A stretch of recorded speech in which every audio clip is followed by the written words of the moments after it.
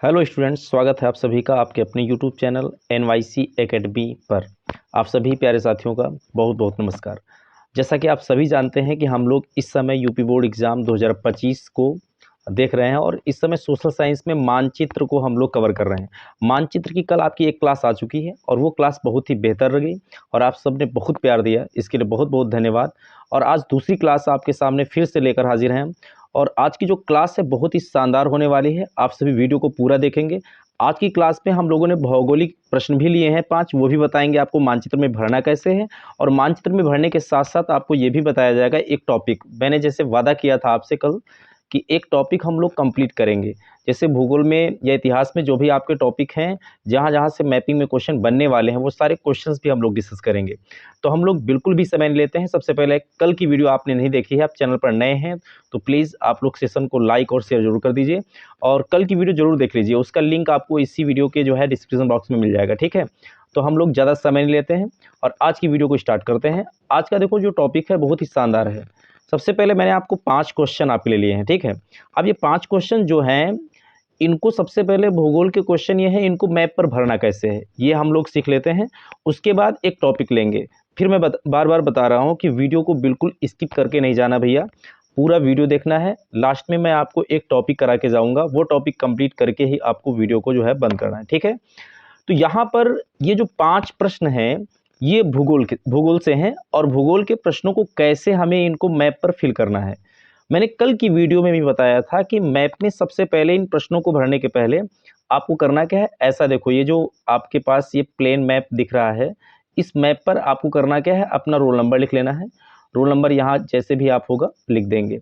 Roll number लिखने के बाद मैप के पीछे आपको इन सारे पांचों प्रश्नों का सही सही उत्तर लिख देना है, ठीक है। जैसे आप इसमें क्वेश्चन नंबर मान लीजिए 10 है, तो 10 है तो 10 का जैसे आप फर्स्ट नंबर लिखेंगे तो फर्स्ट नंबर का आंसर आप लिख देंगे जो भी होगा। सेकंड नंबर है तो सेकंड नंबर का आंसर आप लिख देंगे जो भी होगा। थर्ड नंबर है, थर्ड नंबर का आंसर लिख देंगे।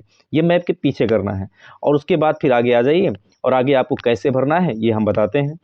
देखिए, सबसे पहला प्रश्न आपके लिए क्या है कि पश्चिम बंगाल का एक उद्यान चिन्ह द्वारा नाम सहित आपको इसमें फिल करना है। अब पश्चिम बंगाल में तो कई सारे उद्यान हैं। सबसे पहले मैंने कल ही बताया था कि आपको अगर सभी स्टेट का लोकेशन नहीं मालूम है ना, तो आप मैप नहीं भर पाएंगे। तो आपको ये पता होना चाहिए कि सारे स्टेट कहाँ पर हैं। तो पश्चिम बंगाल कहाँ पर है, ये सबसे पहले ढूंढा जाए।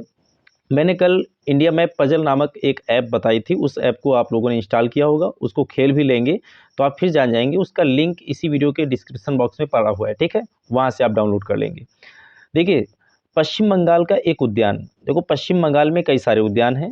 सबसे पहला एक उद्यान पड़ता है पश्चिम बंगाल में सुंदरवन। सुंदरवन राष्ट्रीय उद्यान है पश्चिम बंगाल में। सुंदरवन के अलावा जो है यहाँ पर एक राष्ट्रीय उद्यान और पड़ता है गोरुमारा। कौन सा पड़ता है, गोरुमारा। ये नोट भी करते जाना, आप यहाँ से तैयार भी हो जाएंगे आपके उद्यान, ठीक है। गोरुमारा राष्ट्रीय उद्यान। दूसरा होता है नीरा वैली, ठीक है, नीरा वैली। तो इस प्रकार से कई सारे राष्ट्रीय उद्यान हैं, लेकिन आपको पश्चिम बंगाल के एक राष्ट्रीय उद्यान को जो है इस चिन्ह के द्वारा आपको क्या करना, दर्शाना है। तो आपको पश्चिम बंगाल स्टेट में आना है। अब यहाँ पर हम आते हैं जब, तो पश्चिम बंगाल स्टेट ये हो जाता है, ठीक है। अब यहाँ पर ये चिन्ह आपको ऐसे बना देना है जैसा बना हुआ है आयत, ये देखिए, ठीक है।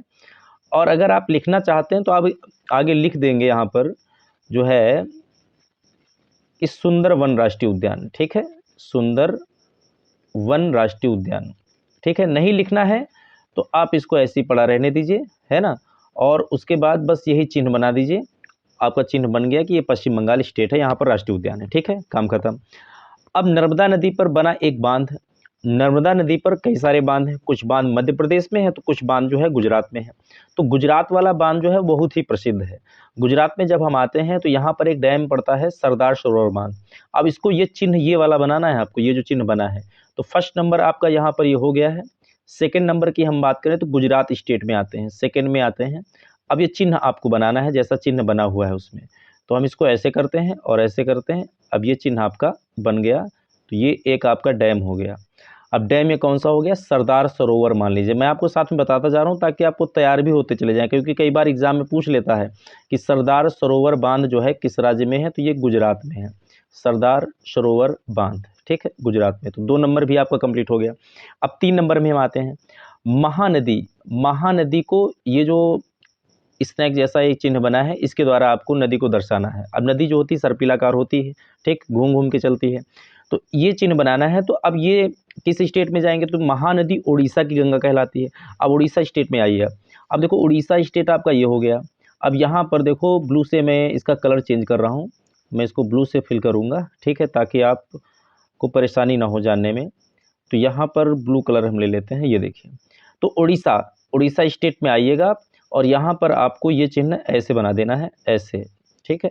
तो ये हो गई कौन सी नदी, महानदी हो गई, ठीक है, महानदी। तो इस प्रकार से ये भी क्वेश्चन आपका कवर हो गया। महानदी उड़ीसा की गंगा कहलाती है, उड़ीसा में प्रवाहित होती है और बंगाल की खाड़ी में जाके गिर जाती है, ठीक है। अब यहाँ पर आते हैं चौथे क्वेश्चन में। चौथा क्वेश्चन आपका झारखंड का एक कोयला क्षेत्र, और इसको ये चिन्ह दिया है ओ टाइप का, ठीक, गोल सर्किल से इसको दर्शाना है आपको, इस चिन्ह द्वारा आपको दर्शाना है। देखो झारखंड स्टेट में पहले आते हैं और झारखंड में ये चिन्ह आपको यहाँ पर बताना है कि आखिर ये जो है कौन सा क्षेत्र होगा। तो देखो झारखंड में कई सारे क्षेत्र हैं, तो हम बात करें 4th नंबर की, झारखंड में कौन कौन से क्षेत्र आते हैं। झरिया आता है, एक झरिया आता है, ठीक है। झरिया के अलावा कई सारे आते हैं, गिरिडीह आता है, ये भी सभी जो है गिरिडीह, ये सभी कोयला क्षेत्र होते हैं। तो इन सभी कोयला क्षेत्रों को झारखंड में आकर के आपको फिल करना है। अब झारखंड स्टेट कहाँ पड़ेगा भैया, तो झारखंड आते हैं तो ये झारखंड स्टेट पड़ता है यहाँ पर, ठीक है। अब ये छत्तीसगढ़ हो जाता है, ये झारखंड हो जाता है, ये मध्य प्रदेश होता है, ये तेलंगाना होता है। तो झारखंड में यहाँ पर आना है, चिन्ह कौन सा बनाना है, ओ टाइप का सर्किल, ऐसा चिन्ह हमें बना देना है और ये आपका हो गया कोयला क्षेत्र, ठीक है। अब इसको लिखना है तो आप लिख सकते हैं ये झरिया हो गया, झरिया, झरिया एक कोयला क्षेत्र पड़ता है झारखंड का, बहुत ही फेमस है ये, ठीक है।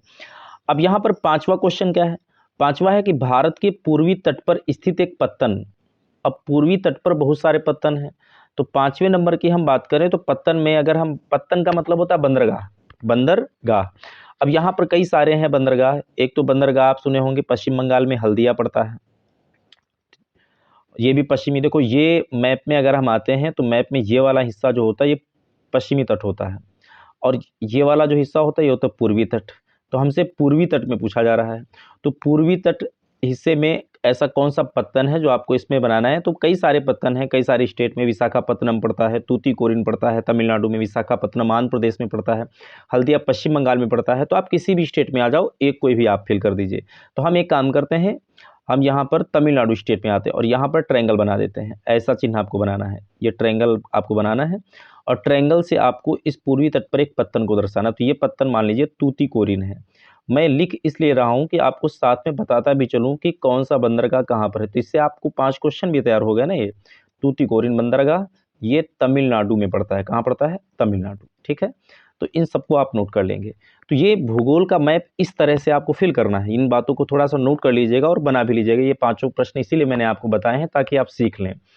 अब देखो, जैसा कि मैंने कल बताया था कि एक क्लास, एक टॉपिक आपका मैं कंप्लीट कराऊंगा, तो आज एक आपका पूरा टॉपिक है, जितने भी भारत में डैम्स हैं, जितने भी बांध हैं भारत में, उन सभी को आज की हम क्लास में कवर करेंगे। इसलिए मैं बोल रहा था वीडियो को स्किप करके नहीं भगना भाई, आप पूरा वीडियो देख के जाना।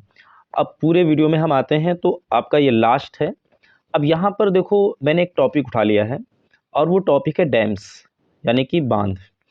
अब इन बांधों के विषय में क्वेश्चन कई बार पूछ लेते हैं कि नागार्जुन सागर बांध कहाँ पर है, हीराकुंड बांध कहाँ पर है, राणा प्रताप बांध कहाँ। तो ये इस तरह से क्वेश्चन कई बार एग्जाम में आते हैं। तो धीरे धीरे हम लोग मैपिंग के साथ साथ में एक एक टॉपिक भी पढ़ते चलेंगे, जिससे कि आपकी तैयारी भी मजबूत हो जाएगी। 10 नंबर का वादा लिया है, तो 10 नंबर आपको बिल्कुल कन्फर्म, आप अगर वीडियो देख रहे हैं, पूरी क्लासेस रेगुलर देख रहे हैं हमारी, तो ये वादा है कि 10 नंबर आपके कहीं नहीं जाने वाले हैं, वो मिल के रहेंगे, ठीक है। अब देखिए यहाँ पर इंग्लिश में लिखा हुआ है, तो मैं हिंदी भी इनकी लिखता चलूँगा ताकि आपको जो है दिक्कत ना हो यहाँ पर, है ना। तो आ जाते हैं हम लोग। देखो सबसे पहले सलाल बांध है। सलाल बांध जो पड़ता है इसको हिंदी में हम सलाल बोलेंगे, सलाल। सलाल डैम ये पड़ता है जम्मू कश्मीर में, जम्मू कश्मीर, नोट करते चलना। अब इसको यहाँ पर दर्शाना है, तो जम्मू कश्मीर स्टेट में जब हम आते हैं तो सलाल परियोजना जम्मू कश्मीर में यहाँ पड़ जाती, ये सलाल परियोजना हो जाएगी, ठीक है। सलाल डैम पड़ जाएगा जम्मू कश्मीर में, चिनाब नदी पर बना है। ये किस नदी पर बना है, चिनाब नदी। इसके बाद भाखड़ा नागल, ये देखिए भाखड़ा नागल लिखा है, तो भाखड़ा नागल ये पड़ता है पंजाब में, कहाँ पड़ता है? पंजाब में पड़ता है। तो इसको हम आते हैं यहाँ पर, पंजाब और हरियाणा के क्षेत्र में पड़ता है ये। तो यहाँ पर आते हैं तो ये आपका हो जाता है भाखड़ा नागल, भाखड़ा नागल बांध, ये हो गया। इसके बाद राणा प्रताप सागर, राणा प्रताप सागर जो डैम पड़ता है ये पड़ता है राजस्थान में, राजस्थान में पड़ता है। तो इसको हम यहीं पर फिल कर देते हैं, राणा प्रताप सागर, राणा प्रताप सागर बांध। सीधा बस स्टेट पूछेगा आपसे, तो स्टेट आपको याद रखना है, ये राजस्थान में पड़ता है। अभी मैं आपको बता के आ रहा हूँ पीछे क्वेश्चन कि सरदार सरोवर डैम ये गुजरात में पड़ता है, तो आपको सरदार सरोवर डैम ये भी पढ़ लेना है। सरदार सरोवर बांध ये किस राज्य में पड़ता है? गुजरात में पड़ता है। इसको भी नोट कर लीजिए, बहुत इंपॉर्टेंट है, पेपर में कई बार आया है। ये गुजरात में पड़ता है, ये गुजरात स्टेट आपका हो जाता है। इसके बाद अगर हम आते हैं तो कर्नाटक में एक डैम पड़ता है तुंगभद्रा, तुंगभद्रा नदी भी है और तुंगभद्रा बांध भी है, तुंगभद्रा बांध।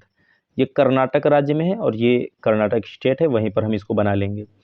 नागार्जुन सागर बांध जब आते हैं तो यहाँ आंध्र प्रदेश और तेलंगाना के बॉर्डर पर पड़ता है, नागार्जुन सागर बांध, नागार्जुन सागर परियोजना या सागर बांध ये पड़ता है आंध्र प्रदेश में, ठीक है। इसके बाद ऊपर आते हैं तो यहाँ उड़ीसा स्टेट में बहुत ही फेमस प्रसिद्ध है बांध, ये जो है हीराकुंड, हीराकुंड परियोजना कई बार पूछी गई, या हीराकुंड बांध जो है कहाँ पर है? तो ये आपको याद रखना है कि ये संबलपुर उड़ीसा में जिला पड़ता है, वहीं पर पड़ता है हीराकुंड डैम। और फिर सबसे ऊंचा बांध जो है भारत का टिहरी, टिहरी बांध, टिहरी बांध जो है ये उत्तराखंड में पड़ता है, उत्तराखंड भिलांगना नदी पर पड़ता है, सबसे ऊंचा है, कई बार एग्जाम में आया है। तो इस तरह से आपके सारे डैम क्लियर हो गए। देखो एक बार मैं फिर रिवीजन ले रहा हूँ, आपको देखो समझना है। सलाल बांध जो पड़ता है चिनाब नदी पर पड़ता है जम्मू कश्मीर में, भाखड़ा नागल पंजाब क्षेत्र में पड़ता है, सतलज नदी पर, टिहरी बांध भिलांगना नदी पर उत्तराखंड में, राणा प्रताप सागर बांध राजस्थान में पड़ता है, सरदार सरोवर बांध गुजरात में पड़ता है, तुंगभद्रा बांध जो है कर्नाटक में है, नागार्जुन सागर परियोजना आंध्र प्रदेश की है, और हीराकुंड बांध की बात करें तो उड़ीसा जिला में महानदी पर संबलपुर जिले में पड़ती है। तो इस प्रकार से आपने जो है पूरा ये कवर कर लिया है कि यहाँ पर जो है किस तरह से ये टॉपिक डैम्स, बस इतने आप पढ़ लीजिए, देखो एनफ है। कक्षा 10 में कोई बहुत ज़्यादा नहीं पूछते हैं, आपके सिलेबस में यही 6 से 7 जो भी डैम्स हैं, जो भी बांध हैं, इनको आप पढ़ लीजिएगा, रट लीजिएगा, इन्हीं से क्वेश्चन आपके एग्जाम में आ जाएगा, ठीक है। तो आज की क्लास हमारी यहीं तक रहती है। हम लोग नेक्स्ट फिर से जो है एक टॉपिक लेकर के और कुछ नए प्रश्न लेकर के फिर से हाजिर होंगे। और चैनल पर यदि नए हैं आप तो प्लीज़ चैनल को सब्सक्राइब जरूर कर लीजिएगा और वीडियो को शेयर जरूर करिए, और साथ ही साथ अपना कमेंट जरूर दीजिएगा, आपकी समझ में आया है कि नहीं आया आपको। और दूसरी बात ये है कि अभी पिछली जितने भी वीडियोज़ हैं, करीब 15 से 20 वीडियो मैंने डाली हुई हैं, वो फिजिक्स आपको पूरी वहाँ पर कराई गई है।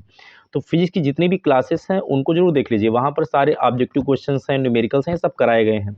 तो वो सब क्लासेस भी आप उनको एक बार, आप प्लेलिस्ट बनी हुई है क्लास 10th फिजिक्स के नाम से, उस पर जाकर के पूरे वीडियोस आप एक बार देख लीजिए। और नोट्स जरूर बनाइए, नोट्स बनाएंगे तो आपको बेहतर तरीके से समझ में भी आएगा, और जब कोई चीज़ आप अपनी नोट्स बनाते हैं तो वो चीज़ आपको समझ में बहुत अच्छे से आती है, और आपको फिर दिक्कत नहीं होती एग्ज़ाम टाइम में, आप रिवीजन भी करने में आप वही नोट्स उठा लीजिए, अपना तैयारी कर लीजिए।